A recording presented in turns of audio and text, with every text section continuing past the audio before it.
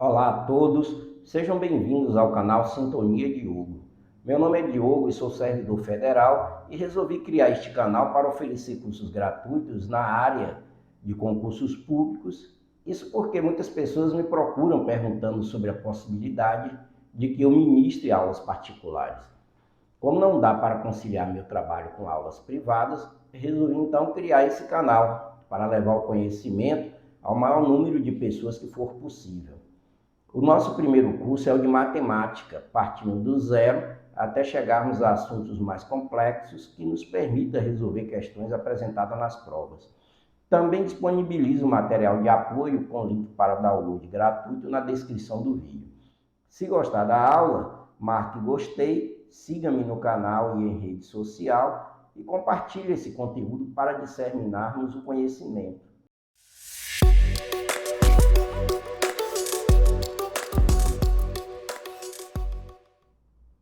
Uma das grandes armas para quem faz concurso público é a velocidade com que se consegue simplificar o cálculo durante a resolução de uma questão matemática. Quanto maior a agilidade, mais tempo ganhamos para resolvermos outra questão.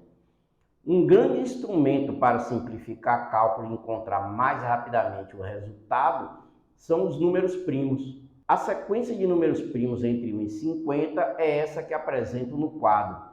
E é de grande importância memorizarmos pelo menos os 6 primeiros números, porque iremos usá-los de forma quase que permanente ao longo de nosso estudo. Mas antes de prosseguirmos, porém, é importante que a gente saiba mais sobre esses números. Por que eles são chamados de primos? Como surgiram? O que faz com que esses números sejam diferentes dos outros? Embora não haja comprovação documental, acredita-se que os números primos, chamados inicialmente de números primordiais, teve seu conceito introduzido pelo matemático grego Pitágoras, por volta do ano 530 a.C.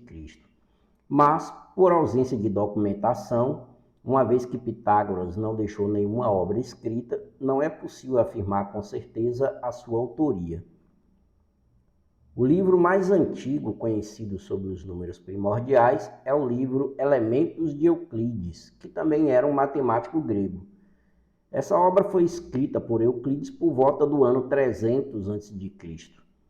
É fato conhecido dos estudiosos que Euclides se identificava bastante com o pensamento da escola pitagórica, sendo por isso que muitos acreditam que o conhecimento acerca desses números tenha vindo de Pitágoras. 800 anos depois da obra de Euclides, precisamente no ano 500 d.C., um matemático romano de nome Boécio publicou a obra intitulada Da Instituição de Aritmética, e nele ele utiliza pela primeira vez a expressão números primos, e esta denominação acabou consagrada nos séculos que se seguiram por outros matemáticos. Observem que até chegarmos ao nome primos, de Pitágoras, passando por Euclides e finalmente chegando a Boécio, passaram-se aproximadamente 1000 anos, ou um milênio da história da humanidade. Os gregos classificavam os números da seguinte forma. Em primeiro lugar, vinha a unidade, que eles chamavam de mônada, se escreve monade com D mudo, mas lê-se mônada, que é o nosso número 1. Em segundo lugar, vinham os números primários, que são os nossos números primos. Em terceiro lugar, na ordem de importância, vinham os números secundários, modernamente chamados de números compostos, que eram os demais números. Vamos compreender agora como saímos de primordial para primário e chegamos em primo. Temos aqui retratadas as palavras primordial, primário e primo, e aqui seus respectivos significados. Não vamos entrar aqui no mérito quanto à morfologia dessas palavras, se são substantivos, adjetivos, advérbios. Vamos nos ater apenas a seus significados, que é o que interessa para o nosso estudo de matemática. Vemos aqui que primordial significa a origem, o início, o primeiro. Primário tem o mesmo significado, a origem, o início, o primeiro. Dessa forma, temos a nossa primeira conclusão. de que primordial e primário se equivalem quanto ao significado. Em relação a primo, que admite flexão de gênero para prima, temos aqui dois significados, que é o que confunde a maioria das pessoas, né? O primeiro significado é a origem, o início, o primeiro, que é o mesmo significado de primordial, primário. Dessa forma, concluímos também que primo equivale a essas duas palavras, ou seja, as três palavras são sinônimas, ou seja, possuem o mesmo significado quando se trata de a origem, o início e o primeiro. Temos apenas um particular, que primo tem um outro significado na língua portuguesa. O segundo significado de primo é o filho do meu tio ou a filha da minha tia, mas nesse caso, primo está sendo utilizado para retratar grau de parentesco e somente se aplica a pessoas. Logo, quando se tratam de números, primo terá sempre o primeiro significado, ou seja, a origem, o início, o primeiro. Como vimos na explicação anterior, podemos agora chamar indistintamente os números primos também de primordiais e de primários, porque os três, quando se referem a números, possuem significado equivalente. A primeira propriedade que esses números possuem é essa que retratamos aqui no quadro. Ao multiplicarmos números primos iguais ou diferentes entre si, podemos obter todos os outros números que não são primos, que são os números secundários ou compostos, exceto o número 1. E tendo em mente que o contrário não é possível. Não podemos multiplicar nenhum outro número e, como resultado dessa multiplicação, obter um número primo. Isso não é possível. Temos aqui retratada a sequência de números primos iniciais, né? E aqui temos uma grade com os números da sequência iniciais e espaços para colocarmos os números faltantes.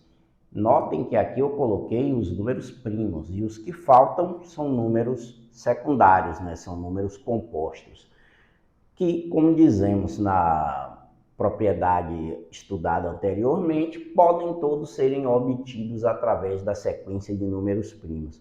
De que forma fazemos isso? Vejam que o próximo número da sequência é o número 4. Nós podemos obtê-lo multiplicando o número primo 2 por ele mesmo e chegamos ao número 4. O próximo número é o 6 e podemos obtê-lo multiplicando 2 vezes 3. Temos agora o 8, 9 e 10 e podemos obtê-lo de idêntica forma. Para obtermos o 8, podemos multiplicar o número primo 2 3 vezes. 2 vezes 2, 4, 4 vezes 2, 8. Para obtermos o 9, podemos multiplicar o número primo 3 2 vezes. O 10, podemos multiplicar o número primo 2 por 5. E o 12, podemos multiplicar o número primo 2 por ele mesmo e em seguida pelo número primo 3. 2 vezes 2, 4 vezes 3, 12. E dessa forma, poderíamos obter todos os números da sequência que não sejam primos, com exceção, lógico, do número 1. O contrário, como já dissemos, não é possível.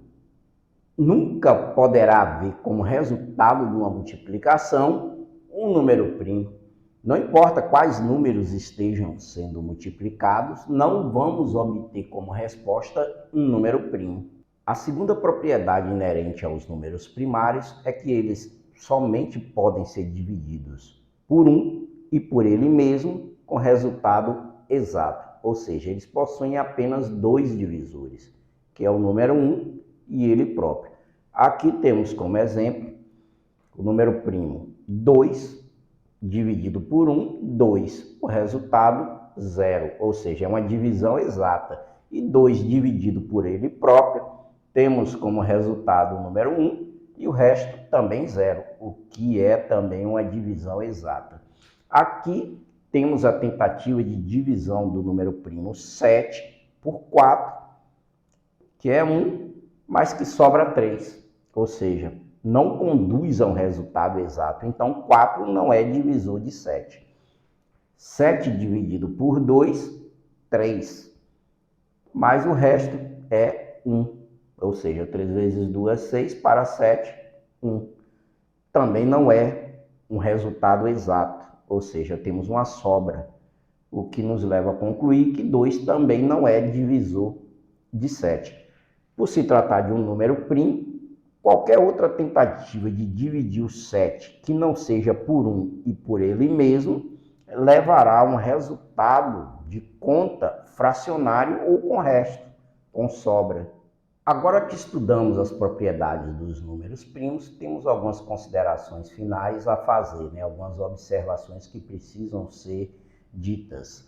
A primeira delas, o único número primo par é o número 2. Todos os outros números primos são ímpares. A observação número 2. O número 1, ele não é primo nem composto, porque o número 1, ele só possui um divisor, que é ele próprio.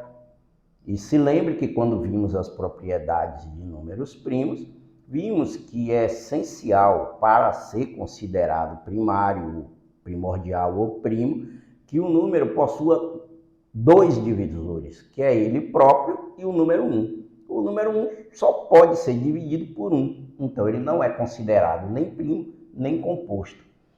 E lembrando que vamos ter uma aula mais detalhada a respeito, que número composto é aquele que tem mais de 2 divisores, ou seja, além de dividir por 1 e por ele mesmo, ele tem outros divisores, ou seja, mais de 2. Por fim, temos aqui que multiplicar um número primo por 1 não significa que você o obteve, uma vez que você já está usando ele. Lembre que quando falamos a respeito das propriedades dos números primos, eu disse que uma de suas características é que ele não poderia ser obtido como resultado de uma multiplicação. Mas aí você pode concluir, mas e se eu multiplicar o número primo por 1? Eu vou obter o mesmo número primo. Porém, se você observar, você não está obtendo nada.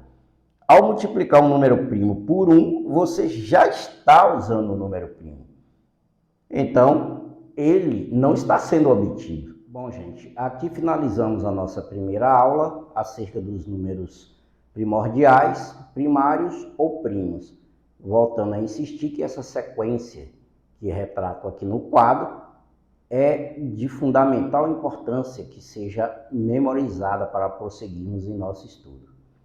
Se você gostou, dê o seu like e me siga em redes sociais. Pretendo disponibilizar uma aula semanalmente, juntamente com o material de apoio.